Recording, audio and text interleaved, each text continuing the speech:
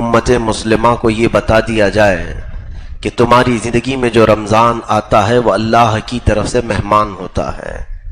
اللہ کا مہمان، اسے ضیف الرحمن کہا جاتا ہے، رحمان کا مہمان. وہ جب ہمارے گھروں پر آئے تو ظاہر سی بات ہے ہمیں پھر اپنے تمام قواعد، اپنے تمام ضوابط اور اپنی زندگی کے ساری بھی ترتیب چیزوں کو ٹھیک کرنے کی ضرورت ہوتی ہے. رمضان جس کے گھر میں داخل ہوا اللہ کا مہمان بن کر کے آیا.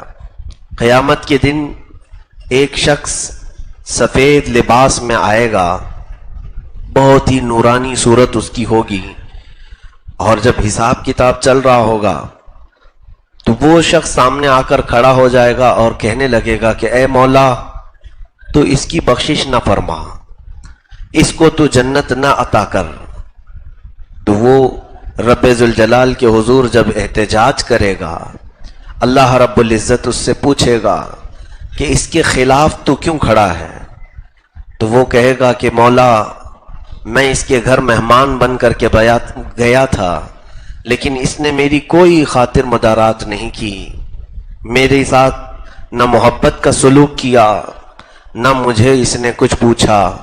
تو بندہ کہے گا کہ اے بندے تو جھوٹ تو نہیں بول رہا ہے، پوری زندگی میں کبھی میں نے تجھے اپنے گھر آتے دیکھا تو نہیں، کبھی میں نے دیکھا نہیں کہ تو مہمان بن کر میرے گھر آیا تھا، تو ہے کون جو میرے خلاف مقدمہ کیا ہے؟ تو اللہ رب العزت خود فرمائے گا اے بندے یہ جھوٹ نہیں بولتا، یہ ماہ رمضان ہے، آج اسے شکل دی گئی ہے. یہ خوبصورت حسین نوجوان کی شکل میں جو آج آیا ہے، یہ میری طرف سے تیرے گھر بھیجا جاتا تھا ہر سال، اور اس نے تیرے خلاف آج مقدمہ کیا. قسم رب ذوالجلال کی، جس کے خلاف قرآن اور رمضان آ گئے وہ جنت میں کبھی جا نہیں سکے گا، بلکہ فرمایا گیا کہ جنت کی خوشبو بھی اسے قریب سے نہیں گزاری جائے گی. میرے عزیزو، رمضان اور قرآن جس کے مقابل میں آ گئے، جس کے خلاف مقدمہ کر گئے، تو پھر اس کے لیے ٹھکانہ دوزخی بننا ہے. اس لیے کبھی بھی رمضان کی بے حرمتی نہ ہونے پائے. اب آپ پوچھیں اس رمضان سے جب قیامت کے دن وہ ہمارے خلاف مقدمہ کرے گا کہ اگر تو اللہ کا مہمان بن کر میرے گھر میں آتا تھا تو میں نے تیری کیا بے عزتی کی، میں نے تیرے ساتھ کیا برا سلوک کیا، آج تو اللہ کی بارگاہ میں میرے خلاف جو مقدمہ کیا ہے، میں نے کون سا تیرے ساتھ برا سلوک کیا تھا؟ رمضان جواب دے گا کہ اے بندے، جب تیرے گھر تیرے رشتہ داروں میں سے کوئی مہمان بن کر آتا ہے تو اس کے لیے کشادہ ہو جاتا ہے، پھیل جاتا ہے، گھر صاف کرنے لگتا ہے، بے ترتیب چیزوں کو ترتیب دیتا ہے. لیکن جب میں آیا تو تیرے گھر میں برائیاں ویسی کی ویسی تھیں، تیرے گھر کے اندر ناچ گانے تو ویسی ہی تھے، تیرے گھر کے اندر دن میں کھانا پینا ویسی ہی جاری تھا، تیرے گھر کے اندر رات میں گانے بجانے کے ساتھ قرآن کو بند کر کے لہو و لعب فضول واہیات میں بیٹھنا ویسی ہی تھا. کیا تیرے گھر تیرا رشتہ دار مہمان بن کر آتا ہے، کیا تو اپنے گھر کی زمین کبھی صاف نہیں کرتا، کچرا ویسی پڑا رہتا ہے؟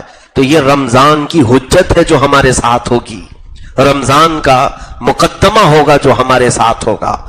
میرے عزیزو، آج بہت سارے لوگوں کو جب یہ کہا جائے رمضان کی تیاری کرو تو سب کے دماغ میں سب سے پہلی چیز یہ گونج جاتی ہے کہ اب راشن بھرنا ہوگا، پورے مہینے کا سامان لے کر کے آئیں، افطاری کی چیزیں کیا کیا لگتی ہیں فروٹ لے کے آ جائیں، اور پھر گھر میں دسترخوان کی ضرورت ہے، پلیٹ چمچ کی ضرورت ہے. یہ تمام چیزوں کے انتظامات کا نام رمضان کی تیاری نہیں. رمضان کی تیاری اسے کیا ہے؟ اس طرح کی تیاریاں تو شادی کی بھی ہوتی ہیں، اس طرح کی تیاریاں آپ کے گھر کے فنکشن کی بھی ہوتی ہیں. رمضان کی تیاری میں لوگ کپڑوں کی خریداری کو سمجھتے ہیں کہ اب بازار میں جلد سے جلد ہم کپڑے خریدیں.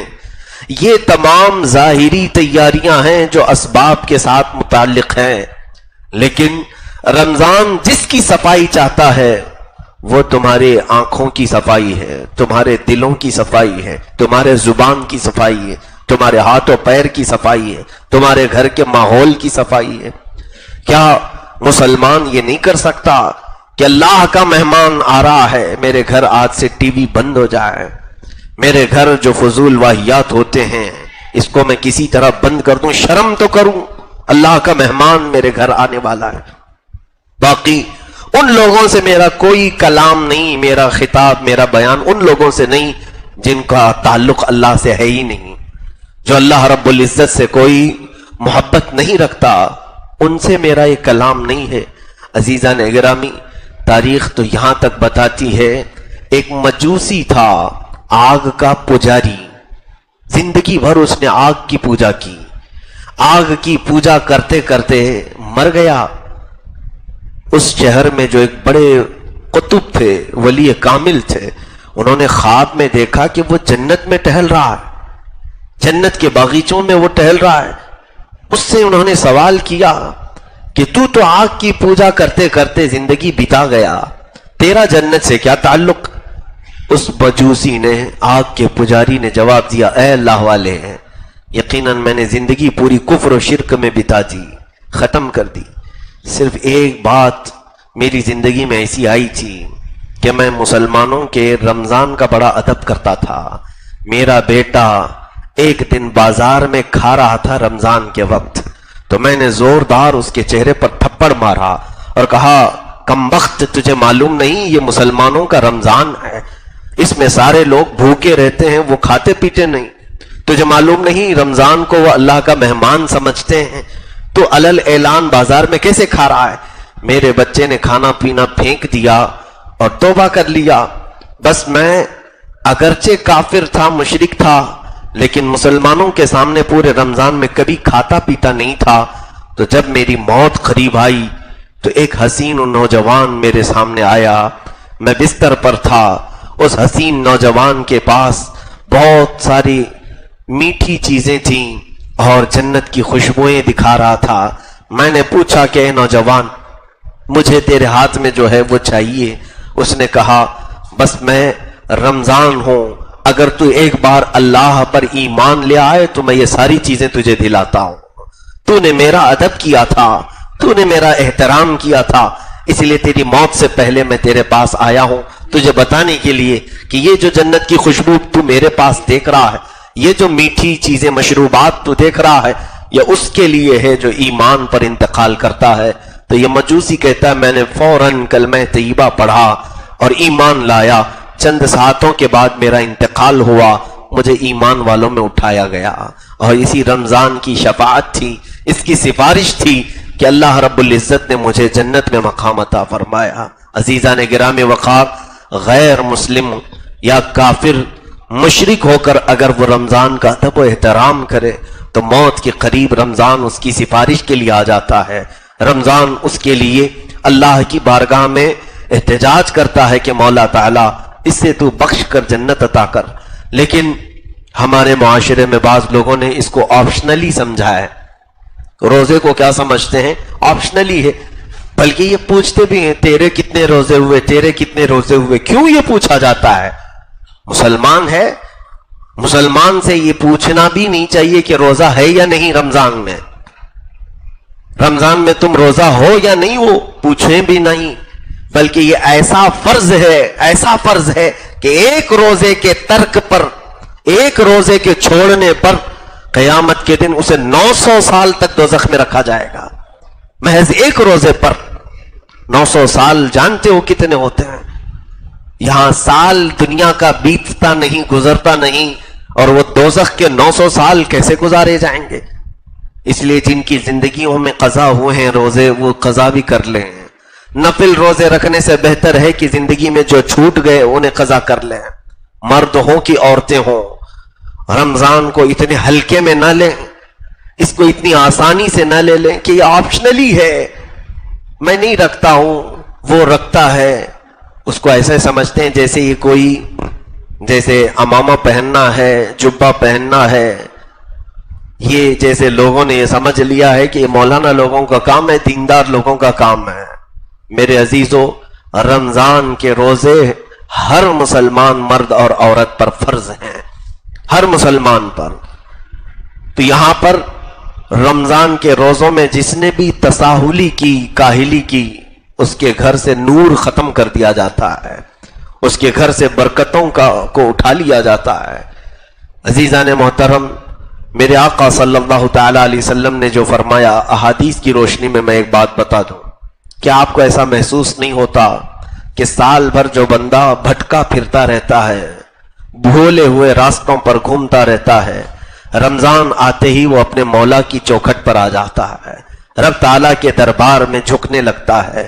ایسوں کو ہم نے دیکھا جو سال بھر نہیں آتے تھے، لیکن رمضان کے چاند دکھتے ہی مسجدیں کھچا کھچ بھر جاتی ہیں، تراویح میں، فجر کی نمازوں میں، مغرب میں، افطار میں، یہ جو ہجوم آتا ہے مسجدوں کا، پھر سال بھر وہ دیکھنے کو منظر نہیں ملتا۔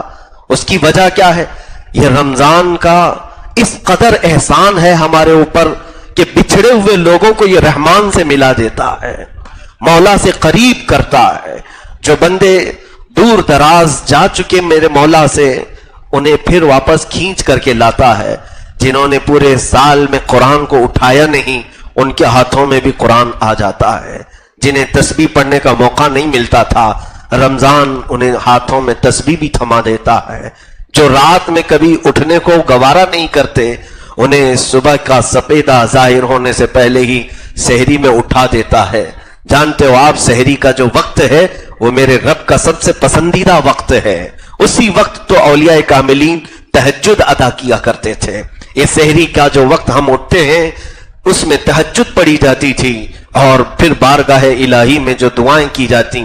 رب ذوالجلال نے فرمایا، دنیا میں یہ 3 چیزیں مجھے سب سے زیادہ عزیز ہیں، ایک بھوکوں کو کھلانا، اور مال ہونے کے بعد فقر فاقہ کرنا، تیسری چیز اللہ رب العزت نے فرمایا جب سارے سو رہے ہو تم کھڑے ہو کر مجھ سے مناجات کر رہے ہو، مجھ سے کلام کر رہے ہو۔ یہ سب سے زیادہ اللہ کو پسند ہے۔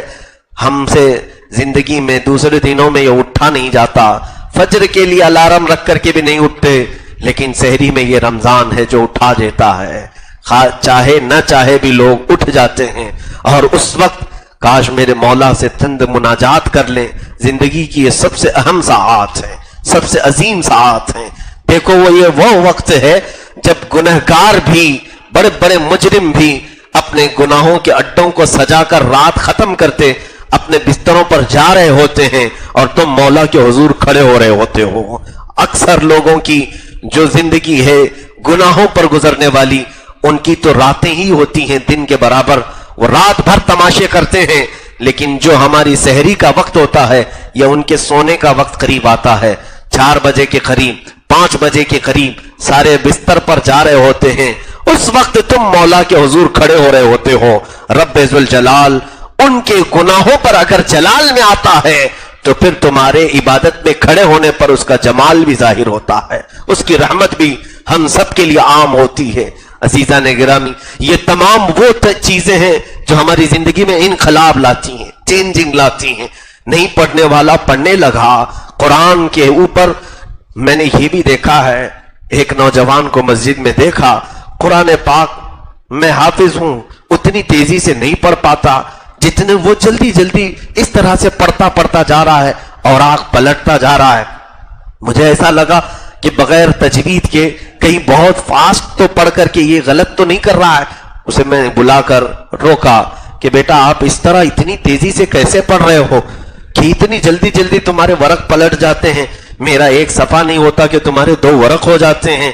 اس بچے نے کہا بڑے نمناک آنکھوں سے، کہا حضرت بات یہ ہے، زندگی میں کبھی میں نے قرآن سیکھا ہی نہیں، میں نے قاعدہ بھی نہیں سیکھا ہے، مجھے قرآن تو دور ہے، الف با بھی نہیں آتے۔ کہا بیٹا پھر یہ کیا کر رہا ہے؟ کہا کہ میں قرآن کے اوراق پر صرف ہاتھ پھیرتا ہوں تاکہ اللہ تعالیٰ وہ پڑھنے والوں میں مجھے دیکھ کر رحم تو فرمائے، کہ نہیں آتا ہے اس لیے چھوڑ تو نہیں دیا۔ میں اس وقت رمضان کے اس احسان پر قربان جاؤں۔ عزیزان گرامی، یہ وہ پاک مہینہ ہے جو بھولے بھٹکوں کے ہاتھوں میں بھی قرآن تھما دیتا ہے، جسے نہیں آتا اسے بھی پکڑا دیتا ہے۔ تراویح کے وقت، ارے میاں یہاں سال بھر عشاء کی نماز پڑھنا بھاری پڑتا ہے لوگوں کو، ہے کتنی رکعت؟ 4 رکعت فرض نماز امام کے پیچھے کبھی لوگوں کو لمبی لگتی ہے، لیکن ہے کہ یہ رمضان ہے جو ایک پارہ سننے پر بھی تمہیں اکتاہٹ نہیں دلاتا. 20 رکعتیں پڑھ لیتے ہو اور پھر وہ بھی مزے سے پڑھتے ہیں. میں ان لوگوں کی بات نہیں کرتا جن کو نماز سے شغف نہیں، تعلق نہیں، جن کا مسجدوں میں دل نہیں لگتا، لیکن اکثر میجورٹی ہماری الحمدللہ رمضان میں مسجدوں کو آباد کرتی ہے. میں آپ سب سے گزارش کر رہا ہوں جنہوں نے مسجدوں کو زینت کے طور پر اپنی عبادتوں سے سجایا ہے، کیا یہ رمضان کی چینجنگ نہیں ہے؟ یہ رمضان کا انقلاب نہیں ہے؟ کیا یہ رمضان کے بدلنے والے حالات نہیں ہے؟ کہ ہمارے لیے وہ قوت پیدا کر کے دیتا ہے رمضان کہ ہم 20 رکعت تک بھی پیچھے کھڑے رہتے ہیں. میں محسوس کرتا ہوں، آپ کی مسجد میں تو جانتے ہیں آپ 2 یہاں پر امام ہوتے ہیں تراویح کے لیے.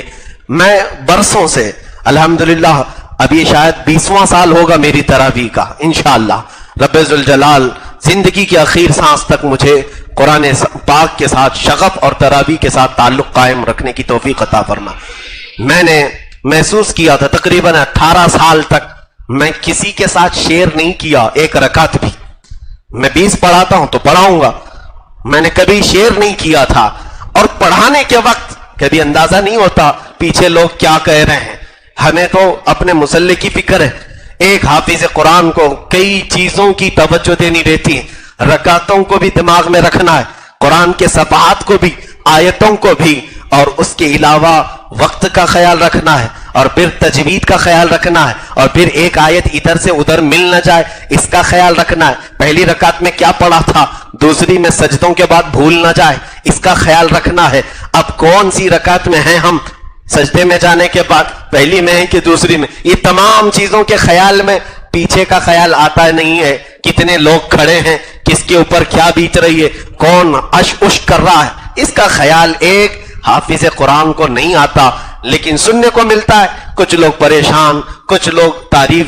بہرحال لیکن اب احساس ہونے لگا جب یہاں میں نے تراویح پڑھایا، 10 مولانا پڑھاتے ہیں، 10 میں پڑھاتا ہوں، تب اندازہ ہونے لگا کہ پیچھے کھڑے ہونے کا بھی ایک الگ علم ہوتا ہے، پیچھے کھڑے ہونے کا ایک الگ اس کی کیفیت ہوتی ہے. پڑھانے کے وقت اندازہ نہیں ہوتا تھا، پیچھے کھڑے ہو کر پڑھنے میں ایک الگ اندازہ ہوتا ہے کہ خاموش اتنی دیر تک کھڑا ہونا یہ سب کے بس کی بات نہیں. تب پھر احساس ہوا اتنے سالوں تک جو ہمارے پیچھے پڑھ رہے ہیں یہ اپنے سے پڑھ نہیں رہے، رمضان انہیں کھڑا کر کے رکھا ہے. رمضان کا یہ احسان ہے کہ ان کے اندر اکتاہٹ کو ختم کرتا ہے، ملال کو ختم کرتا ہے، بے چینی اور بیزارگی کو نکال دیتا ہے. باقی دنوں میں کھڑے ہو کر کے دکھاؤ، کوئی 20 رکعت کیا 4 رکعت میں مسجدوں کی صفیں خالی ہو جائیں گے. عزیزان گرامی، اس پاکیزہ مہینے کی ہر ساعت اور ہر لمحہ ہمیں مولا سے قریب کرنے والے راستے دکھاتی ہے. رب تبارک و تعالیٰ کے حضور کتنے ایسے لوگ ہیں جو رمضان میں پوچھنے کے لیے آتے ہیں. مسائل جتنے رمضان میں پوچھے جاتے دوسرے دنوں میں نہیں پوچھے جاتے.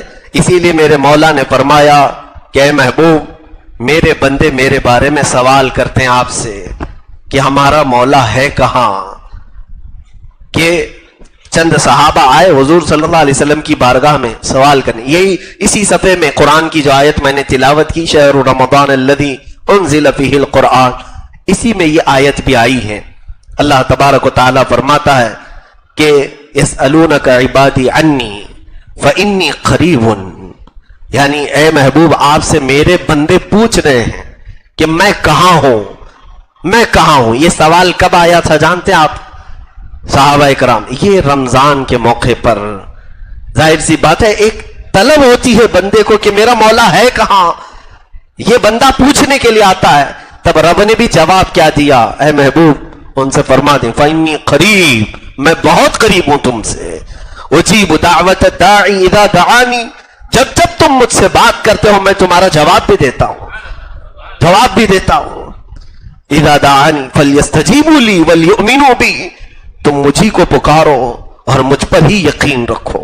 اللہ تعالیٰ فرماتا ہے، آپ کو میں نے شاید وہ حدیث بھی بتائی، جب بندہ سورہ فاتحہ بھی پڑھتا ہے مولا تعالیٰ کی طرف سے جواب آتا ہے الحمدللہ رب العالمین.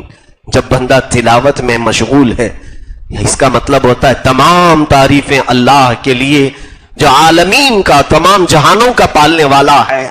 سورہ فاتحہ کا پہلا جز، سورہ فاتحہ کی پہلی آیت پڑھتا ہے रब की तरफ से जवाब आता है। फरिश्तों को मौला मुखातब करके फरमाता है, हमीदनी अब्दी, ए फरिश्तों देखो मेरे बंदे ने मेरी तारीफ की है, मेरी हम्द बयान की है। अर्रहमान अर्रहीम, जब बंदा रहमान और रहीम कहता है उसे, मौला फरमाता है अथनानी अब्दी, मेरे बंदे ने मेरी सना बयान की है। मालिकी यौमिद्दीन, क़यामत के दिन का मालिक बंदे की जुबान से निकला। रब्बे जुल जलाल फरमाता है मज्जदनी अब्दी, फरिश्ते देखो मेरा बंदा मुझे बुजुर्ग कह रहा है, मेरा बंदा मुझे बरतर कह रहा है, अजीम कह रहा है। तो रब ताला की तरफ से हमारे हर आयत पर जवाब है। वो कुरान में फरमाता है उजीबु दावत दाई, जब जब पुकारने वाला पुकारता है तो मैं जवाब देता हूं। यह और बात है कि हमारी समाअत रब्बे जुल जलाल की निदाओं को सुन नहीं पाती।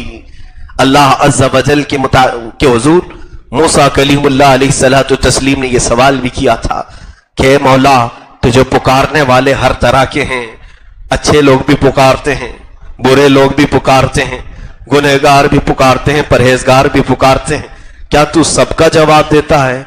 कहा हाँ मूसा, मैं हर बंदे की पुकार का जवाब देता हूं। कैसे देता है मौला?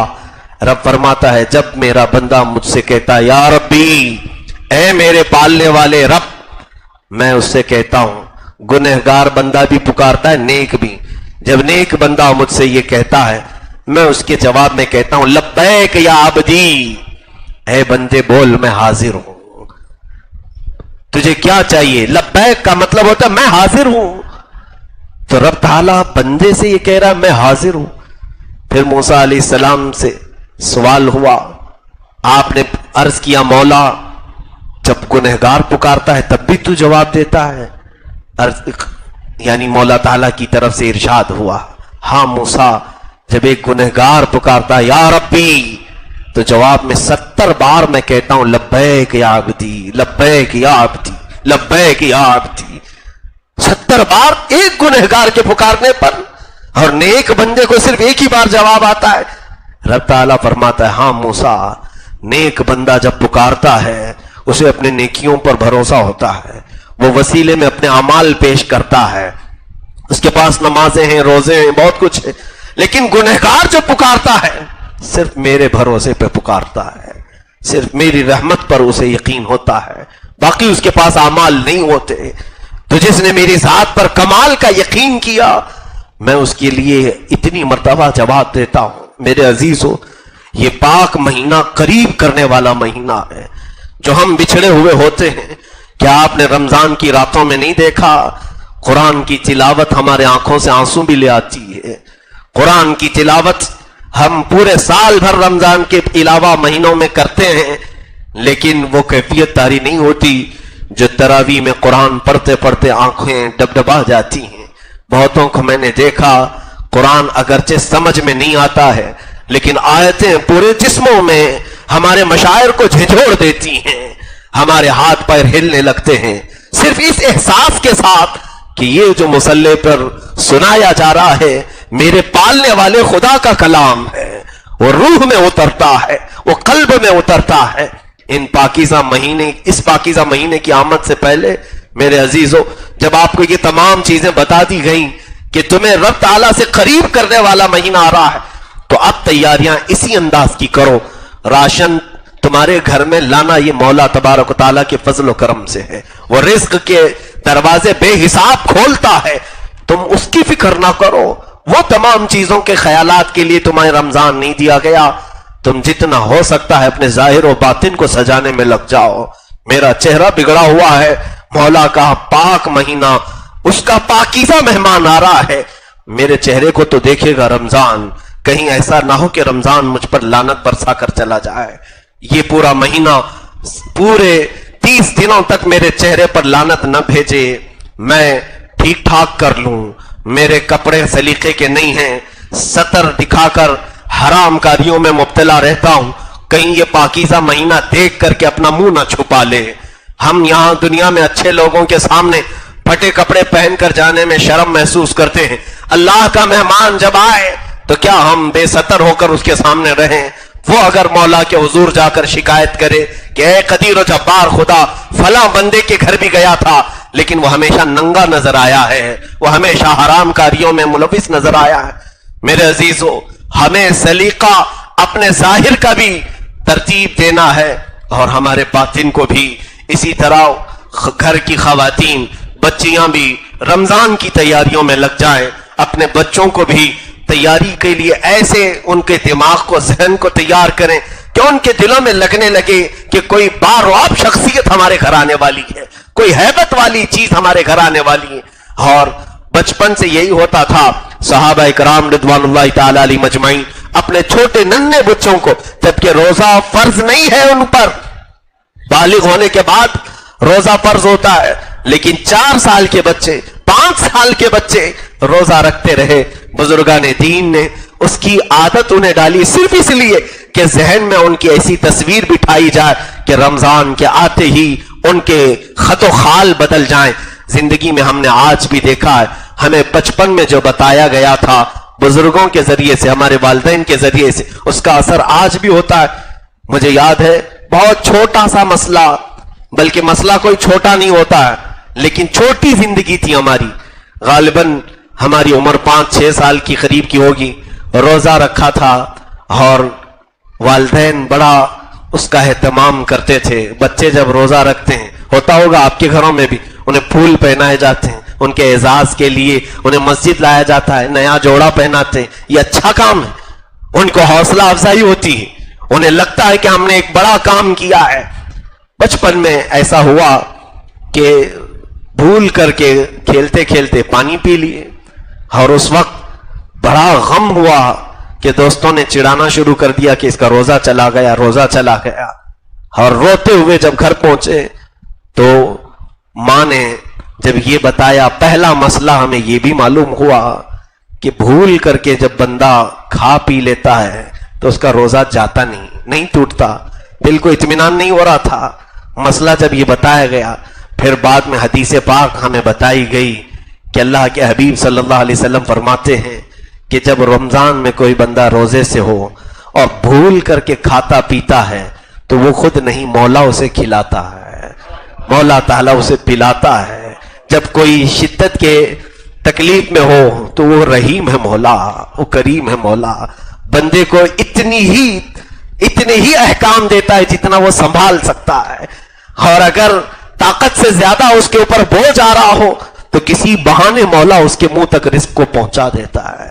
آپ نہیں دیکھتے، میں اس سے قبل بھی اس بات کو عرض کیا ہوں کہ رب ذوالجلال خود اتنی مہربانی فرماتا ہے، تمہاری طاقت سے زیادہ کا حکم نہیں دیتا. لا یکلف اللہ نفسا الا وسعها. جب کبھی کسی کا ایکسیڈنٹ ہو جائے، کہیں ہاتھ ٹوٹ گیا، پیر ٹوٹ گیا، تو آپ دیکھیں بے ہوش ہو جاتا ہے نا آدمی، بے ہوش ہو جاتا ہے. کیوں ہوتا ہے ایسے؟ ایک بڑے حکیم نے کہا ہے درد جب تک سنبھال سکتا ہے بندہ تب تک اس کا ہوش باقی رکھا جاتا ہے، اور جب درد شدت سے زیادہ ہو جائے، برداشت سے زیادہ ہو جائے، تو رب تعالیٰ خود ہی اسے بے ہوشی طاری کرتا ہے، تاکہ اب اس سے زیادہ کی برداشت کرنے کی طاقت نہیں رکھتا، اس کا ہوش ختم کر دیا جائے. بے ہوشی میں پھر پتہ نہیں چلتا درد کتنا ہو رہا ہے. میرے عزیزوں، وہ خود رب ذوالجلال ہم پر مہربان ہے. روزے کو اگر کوئی یہ سوچتا ہے کہ میرے لیے ایک بہت بڑا چیلنج ہے، میں نہیں رکھ سکتا ہوں، بیمار ہو جاتا ہوں، تکلیف ہوتی ہے، ایسا نہیں ہے. تمہارا پالنے والا تمہاری صحت کو تم سے بہتر جانتا ہے، تمہارا پیدا کرنے والا تمہاری ہر چیز کو تم سے زیادہ جانتا ہے. وہ رب ذوالجلال اگر تم بیمار ہونے والے ہوتے تو کبھی یہ حکم نازل نہیں کرتا، بلکہ رب ذوالجلال ہمارے اپنے فائدے کے لیے اور ہماری اپنی جسم کی حکمتوں کے لیے اس کو فرض فرمایا. آج دنیا یہ کہہ رہی ہے، میں نے 2-3 سال قبل ایک اخبار کی سرخی میں دیکھا تھا دلی میں، کہ انہوں نے سرخی لگائی ہوئی ہے کہ رمضان کے 1 مہینے کے روزے کینسر سے بچا سکتے ہیں. بڑے ڈاکٹروں نے اس کا اعلان کیا، اور بلکہ ابھی وہ جاپان کے ایک بہت بڑے ڈاکٹر نے بھی اس کو لکھا ہے کہ روزے کے ذریعے سے ہم نے کینسر کو ختم کرنے کا علاج ڈھونڈ لیا ہے. تو دنیا جب اعتراف کر رہی ہے، سائنس جب ترقی کرتی ہے تو ہر وہ چیز ہمیں آشکار ہو کر کے نظر آتی ہے جو مولا تعالیٰ نے پہلے ہمیں بیان فرمایا. در حقیقت علم جو ہے رب تعالیٰ سے قریب کرتا ہے. تو مسلمان کو یہ یقین کر لینا چاہیے کہ میری بیماری بڑھتی نہیں بلکہ بیماری کے لیے شفا ہے.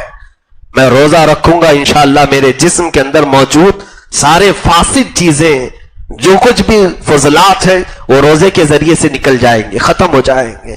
عزیزان گرامی وقار, یہاں سے میں اللہ کے حبیب صلی اللہ تعالیٰ علیہ وسلم کی چند وہ تیاریاں بتاؤں جو میرے آقا صلی اللہ تعالیٰ علیہ وسلم رمضان کے آنے سے پہلے بھی اور رمضان میں فرمایا کرتے تھے. دیکھیں ایک بات اور رمضان کی تیاری کے لیے, سیلف یعنی اپنے آپ اور خود کے لیے تیاریاں کرنا یہ کمال کی بات نہیں, بلکہ ہمیشہ رمضان آتا ہے تو غربا اور مساکین کو تمہارے گھروں سے قریب کر دیتا ہے. کتنے غریب ایسے ہیں جن کی آس بڑھ جاتی ہے رمضان آتے ہی, جن کی تمنائیں بڑھ جاتی ہیں, ضرور ان کا خیال رکھا جائے.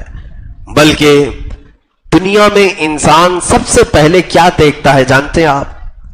اگر کھانا سامنے ہے تو اس کو بھوک لگی ہے, انسان کی فطرت ہے کہ پہلے اپنا پیٹ بھرے اور پھر دوسروں کا خیال کرے. فطرت ہے انسان کی, کوئی بھی چیز اس کے سامنے ہو وہ پہلے اپنی تمام چیزوں اپنی ضروریات پوری کرتا ہے اور پھر بعد میں دیکھتا ہے دوسروں کے لیے. اس کو بھی ہم سخی کہتے ہیں. دنیا میں اپنی ضروریات پوری کرنے کے بعد بچی ہوئی چیزیں دوسروں میں تقسیم کرتا ہے تو اسے ہم کیا کہتے ہیں؟ سخی کہتے ہیں. جبکہ میں نے دیکھا ہے, آپ سب کو بھی معلوم ہے, وہ تنہا ذات ہے محمد رسول اللہ صلی اللہ علیہ وسلم کی کہ شدت کی بھوک کے بعد بھی اپنے پاس کوئی چیز موجود ہے جو پہلے دوسروں کا خیال کرنا, بعد میں پھر بچ جائے تو اپنا خیال کرنا. یہ عظیم انقلاب ہے. رمضان المبارک کے مہینے میں ماں عائشہ صدیقہ فرماتی ہیں رضی اللہ تعالیٰ عنہ, رسول کریم صلی اللہ تعالیٰ علیہ وسلم ہمیشہ اصحاب صفہ کے ساتھ افطار کرتے تھے. اصحاب صفہ کون ہیں جانتے ہیں آپ؟ یہ 70 صحابہ جو گھر سب چھوڑ کر کے آ گئے تھے میرے آقا کی بارگاہ میں. ان کے گھر نہیں تھے, یہ سارے رشتہ داروں کو چھوڑ کر کے آئے تھے. یا تو ان کے گھروں والوں نے انہیں تکلیف دی تھی, انہیں اپنے گھروں سے نکالا تھا, جائیدادیں چھین لی تھی, ان کے گھروں پر قبضہ کیا تھا, مارا تھا, تکلیفیں دی تھی.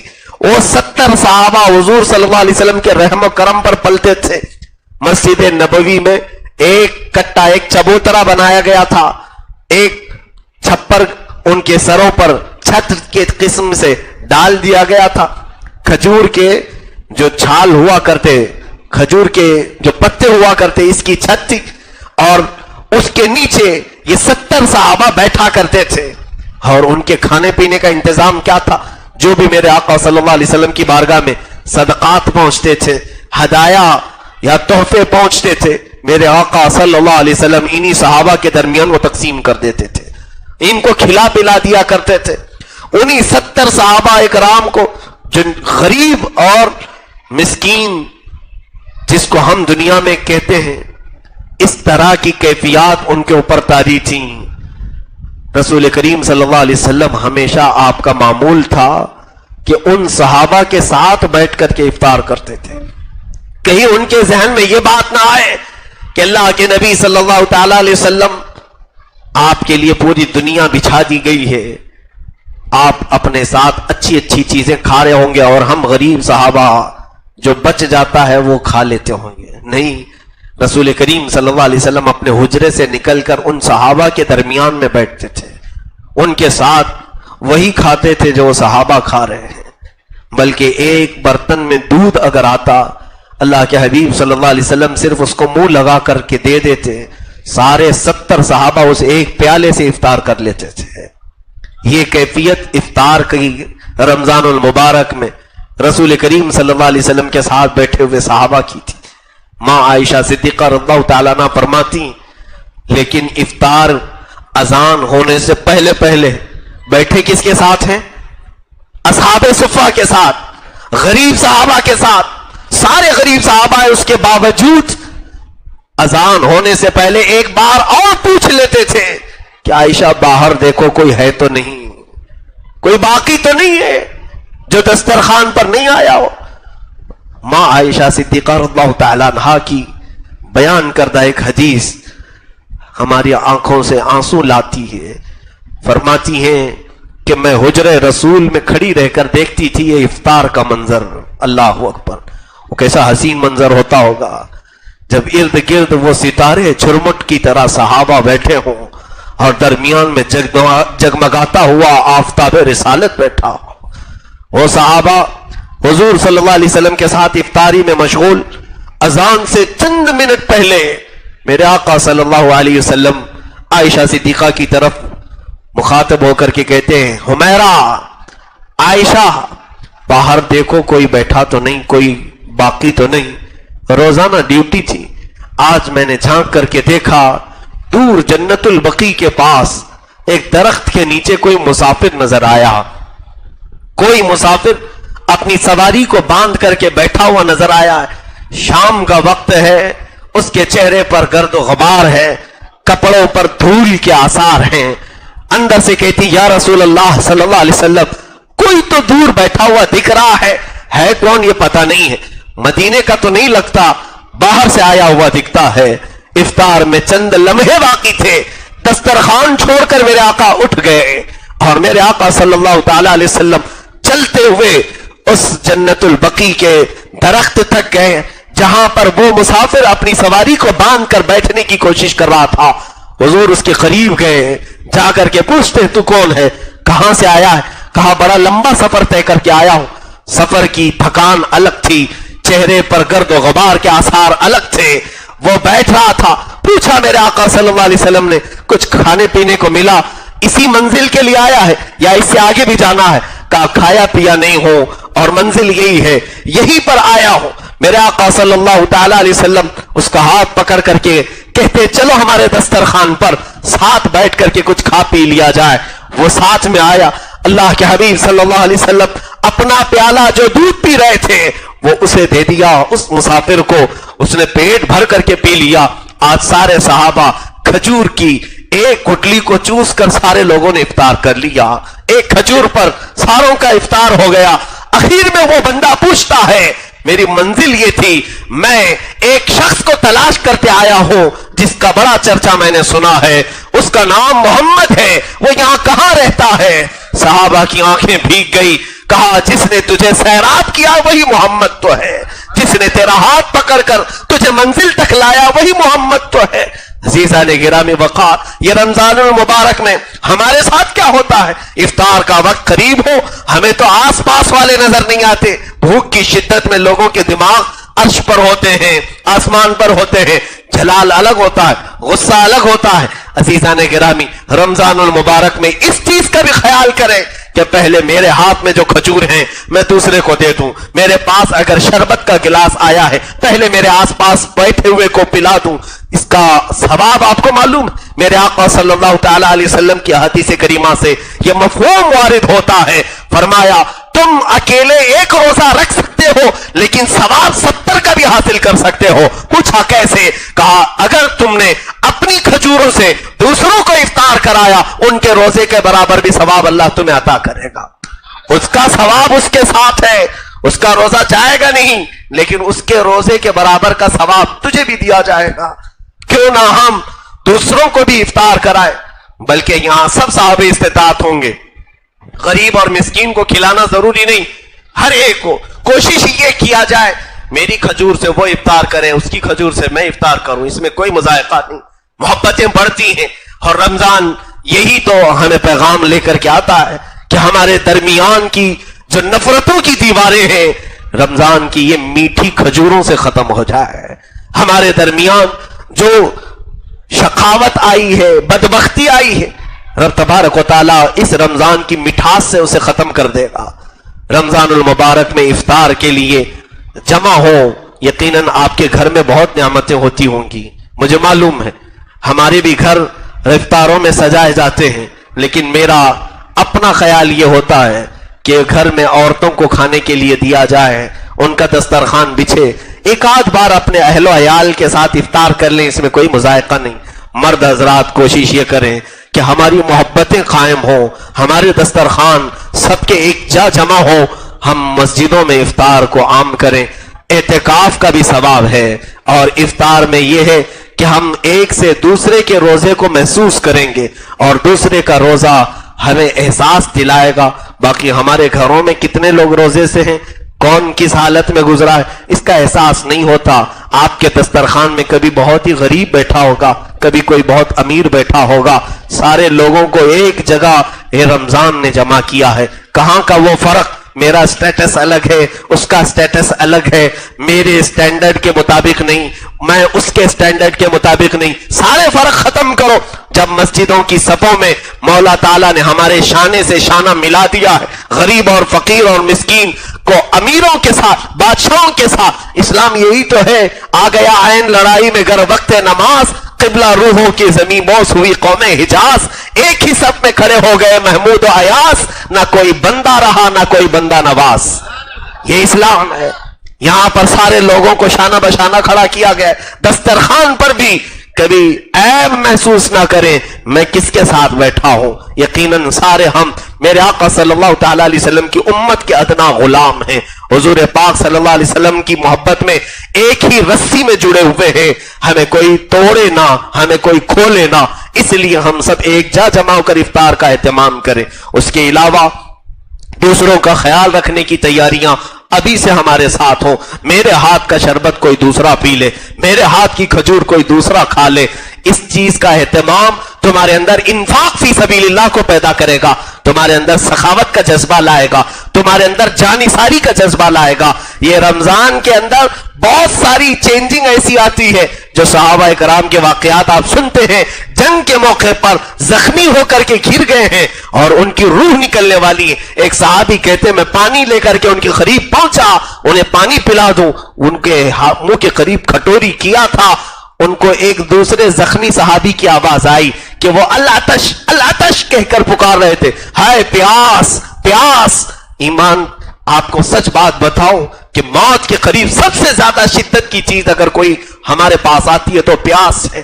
وہ صحابی جو زخمی ہو کر گرے تھے, یہ پانی پلانے والے صحابی کہتے ہیں میں پانی پلا رہا تھا, انہوں نے اپنے ہونٹوں سے کھٹوری ہٹا دی, کہا دیکھو مجھے کسی اور کی آواز آ رہی ہے, شاید اس کو میرے سے زیادہ حاجت ہے پانی کی, اسے پلاؤ. یہ پانی پلانے والے صحابی کہتے ہیں میدان میں گھومتے ہوئے زخمیوں کو پانی پلانے کا ہی کام کرتا تھا. دوسرے کے پاس پہنچا تو ایک تیسرے کی آواز آئی, انہوں نے بھی نہیں پیا, کہا اسے پلا کے آؤ, پہلے اسے پلا کے آؤ. تیسرے کے پاس گیا تو دم تک توڑ چکے تھے, پانی نہیں پلا سکا. میں سوچا واپس ان دو کو پلاؤں جنہوں نے اپنے بھائیوں کے لیے منہ سے کھٹوری ہٹائی تھی. واپس آ کر کے دیکھا تو وہ دونوں بھی فوت ہو چکے تھے, دونوں کی روحیں نکل چکی تھی. وہ مشکیزہ لے کر کھڑے رہے صحابی. کون سا معاشرہ میرے آقا نے پیدا کیا تھا, کون سا انقلاب رسول گرامی وقات صلی اللہ تعالی علیہ وسلم نے پیدا کیا تھا. موت کے وقت بھی وہ پانی اگر کوئی دوسرا زیادہ حاجت مند ہوتا تھا تو ہٹا دیا کرتے تھے. یہاں موت نہیں میرے عزیزوں, اسے بھوک ہی تو لگتی ہے.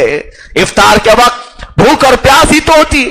صحابہ موت سے پہلے بھی پانی ہٹا دیا کرتے تھے. ہمارے اندر جذبہ یہ ہو. صبر, رمضان صبر سکھاتا ہے. صبر جتنا آ جائے اتنا تمہاری زندگی میں تبدیلیاں آتی چلی جائیں گی. میں نے یہ سارے کلمات رمضان کے آنے سے قبل ہی بیان کر دیے. تیاریوں میں لگ جاؤ. گناہوں کی زندگی ہے تو توبہ کر لو, اپنی روز مرہ کی زندگی ایکٹیویٹیز بدل ڈالو, اپنے چہرے سنوار لو, اپنے لباس سدھار لو, اپنے گھروں کے اندر بے حیائی کو ختم کرو. یہ تمام تر فلموں کو دیکھنا, ناچ گانے دیکھنا, سیریل, ٹی وی اور یہ تمام چیزوں کو رمضان کے آنے سے پہلے پہلے بند کر دو. پردے ڈھانک دو گھروں کے اندر, ان تمام ٹیلی ویژن پر پردے ڈھانک دو. ہاں ضرورت کی چیزیں دیکھنے میں کوئی حرج نہیں, لیکن شیطان سب کے اوپر حاوی ہو جاتا ہے. یہ 11 مہینے اور اس کا اثر رمضان میں بھی باقی رہ جاتا ہے. نفس امارہ تمہیں کنٹرول میں رکھنے نہیں دیتا, اس لیے جہاں سے برائیاں شروع ہوتی ہیں وہیں پر بند باندھ دیا جائے, یہ بہتر ہے. باقی سب کے اختیار میں نہیں کہ تلوار ہاتھ میں لے اور اچھے کام کے لیے استعمال کرے. بولنے کے لیے تو کہا جا سکتا ہے لیکن سب کے لیے یہ بس کی بات نہیں. اس لیے گھروں کے ماحول کو تبدیل کرو. جو چیزیں ہوتی ہیں بچوں کو, اگر وہ بچے آپ سے گیم کھیلنے کے، انٹرنیٹ کے عادی ہیں، تو یہ بہترین موقع ہے، انہیں اس چیز سے آزاد کروا سکتے ہو۔ دیکھیں ہم نے اپنے تجربے کے طور پر دیکھا، کئی لوگوں کے گٹکے، کئی لوگوں کے سگریٹ، بیڑیاں، یہ تمام چیزیں چھوڑنے کا انہیں موقع ملا۔ وہ کہتے ہیں گھنٹہ بھر ہم روک نہیں سکتے اپنے آپ کو، لیکن رمضان المبارک میں سحری سے لے کر افطار تک رکنا تو ہوتا ہے۔ یہ عادت ایسی ہو جاتی ہے، اگر اس عادت پر عید کے بعد بھی وہ عمل پیرا ہو گیا تو الحمدللہ اس سے یہ تمام بری چیزیں بھی ختم ہو جاتی، نکل جاتی۔ عزیزان گرامی، کسی بھی انسان کو ریہرسل کے طور پر یہ مہینہ بہت ہی کارآمد ہے، بہت ہی کارآمد ہے، مشق کے لیے بہت ہی بہتر ہے، اس لیے تبدیلیاں اپنے گھروں کے اندر بھی پیدا کریں۔ رب ذوالجلال ہمیں ماہ مبارک رمضان المبارک کی آمد سے پہلے آنکھوں کی حیا عطا فرما دے، زبان کی طہارت عطا فرما دے، ہمارے کانوں کو نغمات سے، برے فاحشات کلمات سے محفوظ فرما دے۔ کریم خدا ارحم الراحمین ہمارے پیٹ کو حلال لقموں سے بھر دے، حرام روزیوں سے محفوظ فرمائے، ہاتھوں پیروں کی خطاؤں کو درگزر کر دے۔ کریم خدا ہم سب کو بے حیائی کے ماحول سے نکال کر حیا کا ماحول عطا فرما، ہم سب کے گھروں میں مولا شریعت مصطفیٰ کی بہاریں عطا فرما۔ خلاق العالمین، ہم رمضان کے بہت قریب آ چکے، لیکن یہ ہمارا یقین نہیں ہے کہ ہم رمضان دیکھ سکیں گے یا نہیں۔ اللہ تو اگر رحم فرما دے، اتنی زندگی دے دیا ہے، رمضان تک ہماری زندگی کا اور